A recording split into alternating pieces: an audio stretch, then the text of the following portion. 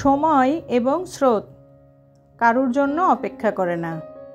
আপনি যদি সময়ের মূল্য না দিতে পারেন তাহলে কিন্তু নির্দিষ্ট গন্তব্যে কখনোই পৌঁছাতে পারবেন না। হ্যালো, আসসালামু আলাইকুম এভরিওয়ান, কেমন আছেন সবাই? আশা করি সবাই ভালো আছেন। আমিও আছি আলহামদুলিল্লাহ ভালো। নতুন দিনের নতুন আরও একটা ব্লগ ভিডিওতে যশোরের মেয়ে হেনা চ্যানেল থেকে আমি হেনা আপনাদেরকে ওয়েলকাম করছি।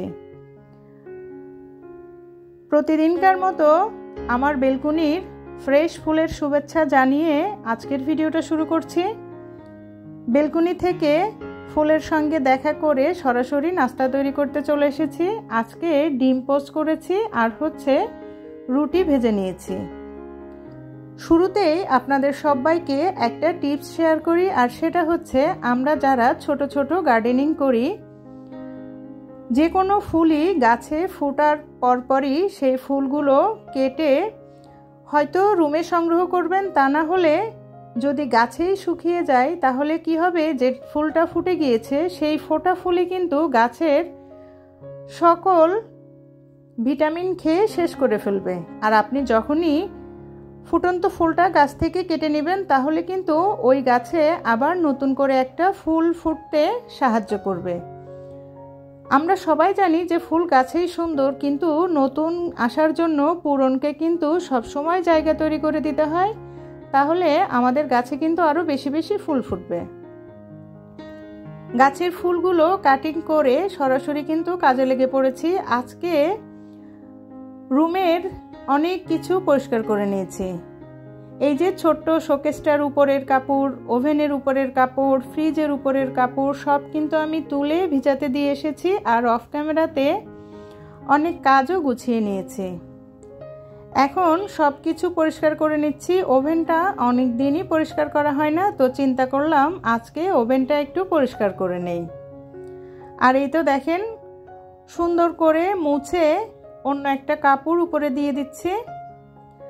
আর এখন এই ছোট্ট ওভেনটার উপরে একটু আমার মন মতো করে সাজিয়ে নেব।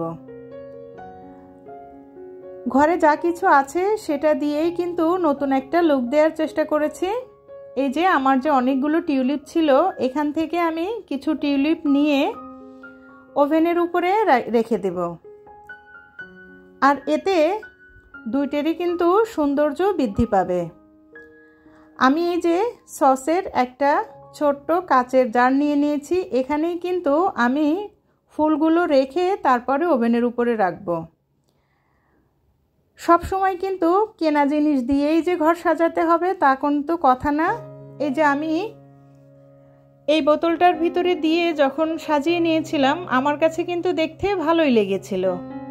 এক জায়গায় সৌন্দর্য বৃদ্ধি করত, আর এখন দুইটা জায়গায় সৌন্দর্যটা বৃদ্ধি করছে। দেখতে কিন্তু খুবই ভালো লাগছে। সময় এমন একটা জিনিস, একবার চলে গেলে সেটা কিন্তু আর কারোর জন্য অপেক্ষা করে না।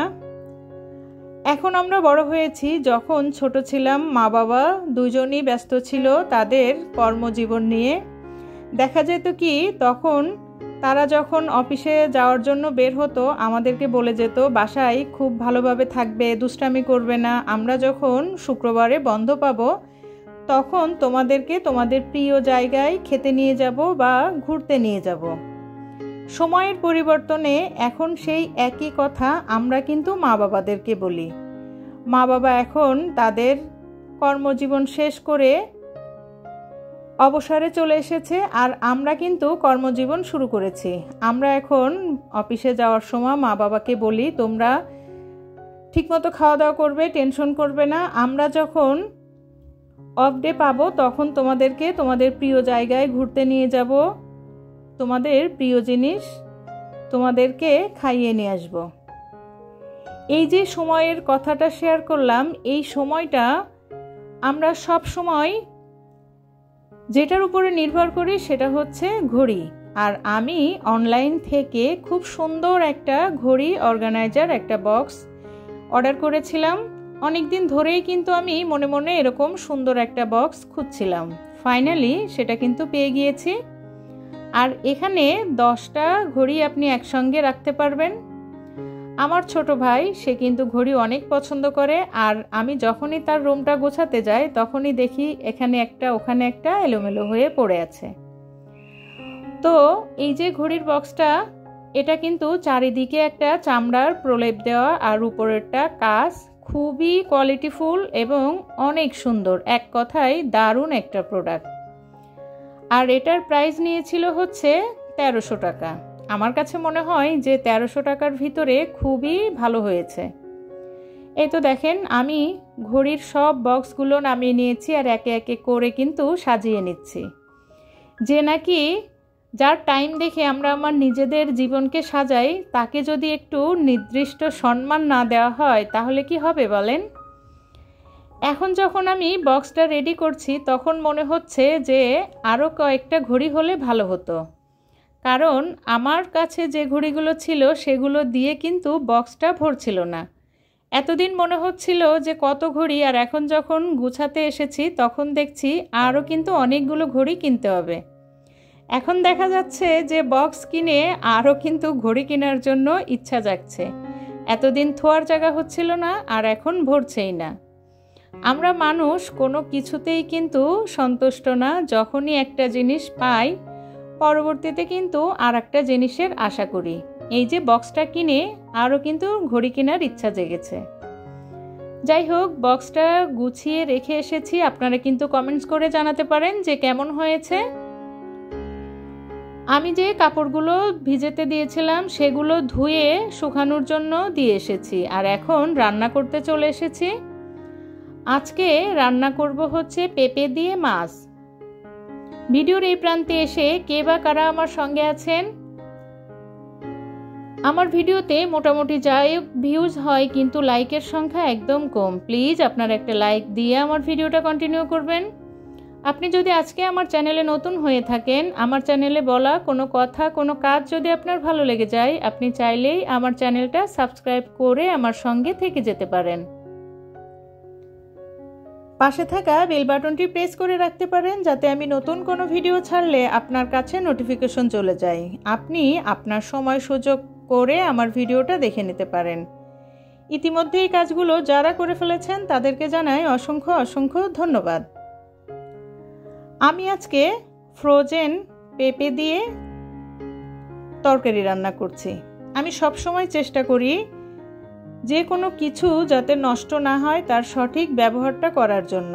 অনেকগুলো পেঁপে কেনা হয়েছিল আর এগুলো কিন্তু নষ্ট হয়ে যাচ্ছিল। আমি কেটে একটু ভাপ দিয়ে ফ্রিজে রেখে দিয়েছিলাম, আর এখন কিন্তু একদম শুধু মশলার ভিতরে দিয়ে রান্নাটা শেষ করে ফেলেছি। এই যে সময়ের যে মূল্যটা আমি দিয়েছিলাম, যখন অনেক সস্তা ছিল, সব কিছু দাম কম ছিল, আমি কিন্তু অনেক কিছু ফ্রোজেন করে রেখেছিলাম, আর এখন সেটার সুফল আমি ভোগ করছি। আমি অনেক ধনেপাতা সংরক্ষণ করেছি, কাঁচামরিচ সংরক্ষণ করেছি, টমেটো সংরক্ষণ করেছি, অনেক কিছু কিন্তু আমি ফ্রিজে রেখে দিয়েছি। আর এই যে এখন যে মরিচের দাম, এই সময় কিন্তু আমি খুব নিশ্চিন্তে আমার ফ্রোজেন মরিচগুলো দিয়ে খুব সুন্দর দিন পান করছি। আমার একটুও সমস্যা হচ্ছে না। সঠিক সময়ে সঠিক কাজগুলো করে রাখলে পরবর্তীতে কিন্তু কখনোই কোনো সমস্যা হয় না। ছোটবেলা কিন্তু আমরা কচ্ছপ আর সেই খরগোশের গল্পটা সবাই পড়েছি। আপনি যদি সঠিক সময়ের মূল্য না দিয়ে সময়টা ব্যয় করে ফেলেন তাহলে কিন্তু গন্তব্যে কখনোই পৌঁছাতে পারবেন না। আর এই তো দেখেন আমার তরকারির কালারটা কিন্তু অনেক সুন্দর হয়েছে, আর মাশাআল্লাহ খেতেও অনেক মজা হয়েছিল। নামানোর আগে একটু ধনেপাতা দিয়ে দিয়েছিলাম, বাস আর কোনো ঝামেলাই নেই। এখন একটু আলু দিয়ে ডাল দিয়ে চচ্চড়ি করব। এটা এভাবে খেতে আমার খুবই ভালো লাগে, আর আমি কিন্তু প্রায়ই রান্নাটা করে থাকি। হাতে মাখিয়ে যে কোনো কিছুই কিন্তু অনেক মজা। আলুগুলো চিকন করে কেটে নিয়েছি, আর এখন মরিচ, পেঁয়াজ, রসুন সব কিছু দিয়ে মজা করে হাতে মেখে নেব। যতক্ষণ পর্যন্ত মাখবো আমার কাছে মনে হয় যে মজাটা তত বেশি হবে। আর এখন এভাবে মেখেই কিন্তু আমি চুলায় বসিয়ে দিব। একদম পানিটা শুকিয়ে গেলে তারপরে নামিয়ে নিব। এটা আপনি চাইলে ভাত, রুটি, পরোটা সব কিছুর সঙ্গেই খেতে পারেন। অনেক মজাদার একটা খাবার। আমি আজকে আমার ঘরের যে ছোট্ট জায়গাটা আছে সেটা কিন্তু আমি আমার মন মতো করে গুছিয়ে নিয়েছি। আমি জানি আমার অনেক আপু ভাইয়েরা আমার বাসাটা সাজানোর ভিডিওগুলো খুব পছন্দ করেন। আমার এই ছোট্ট পরিবারটাকে যারা ভালোবেসে আমার পাশে আছেন, আমি তাদের কাছে অনেক কৃতজ্ঞতা প্রকাশ করি। আপনারা এভাবেই আমাকে ভালোবাসবেন, সাপোর্ট করবেন এবং সামনে এগিয়ে যেতে সাহায্য করবেন।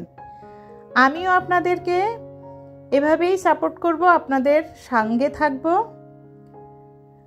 যাই হোক, এই তো দেখেন আমার ডালটা কিন্তু হয়ে গিয়েছে আর উপর দিয়ে একটু ফ্রোজেন টমেটো দিয়ে দিয়েছি। ফাইনালি একদম পানিটা শুকিয়ে নিয়েছি আর এখন রান্নাটা কমপ্লিট। আজকের ভিডিওটা আমি আর বড় করব না, এখানেই শেষ করব। আমার ভিডিও সম্পর্কে সুন্দর একটা মন্তব্য আপনারা কমেন্ট সেকশনে লিখে যাবেন, আমি কিন্তু আপনাদের রিপ্লাই দেব। সবাই ভালো থাকবেন, সুস্থ থাকবেন। আল্লাহ হাফেজ, আসসালামু আলাইকুম।